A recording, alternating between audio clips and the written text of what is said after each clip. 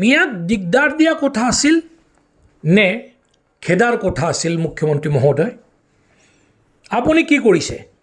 মিয়াক দিগদাৰ দিয়া কথাই কৈছে। 16ত নিজে প্ৰাইম মিনিষ্টাৰে কৈছে যে অবৈধ বিদেশীক খেদা হ'ব অসমৰ পৰা। কিন্তু আজি কি দেখিছোঁ? এটা ঠাইৰ পৰা উচ্ছেদ কৰি পইচা পাতি দি আন ঠাইত বহুৱাই বৈধকৰণৰ পথ মুকলি কৰা হৈছে। এইটো শাসন নে প্ৰবঞ্চনা? 6 নং দফাৰ কাৰ্যকাৰী কৰাৰ প্ৰতিশ্ৰুতি দিয়া হৈছিল, কিন্তু আপোনাৰ চৰকাৰে কি কৰিলে?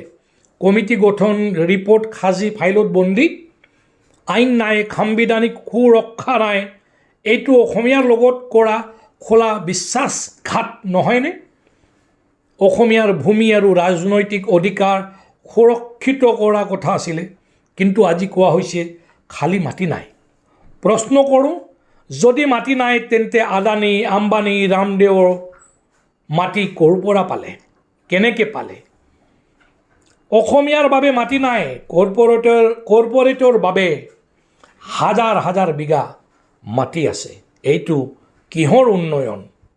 সংস্থাপন দি অসমীয়াক স্বাৱলম্বী কৰাৰ কথা আছিল। চাকৰি ক'ত? উদ্যোগ ক'ত? তাৰ ঠাইত 1000-2000 টকা দি অসমীয়াক আজন্ম ভিখাৰী কৰি ৰাখিবলৈ ষড়যন্ত্ৰ কৰা হৈছে। আমাক ভিক্ষা নালাগে, আমাৰ অধিকাৰ লাগে। অবৈধ বিদেশীক খেদিব লাগিব। অবৈধ বিদেশীৰ বিৰুদ্ধে কঠোৰতাৰে নাটক মঞ্চত চলে, কিন্তু নেপথ্যত নথিপত্ৰ, পুনৰ সংস্থাপন, পুনৰ্বাসনৰ ব্যৱস্থা। এইটো বিদেশী খেদা নে বিদেশী সংৰক্ষণ?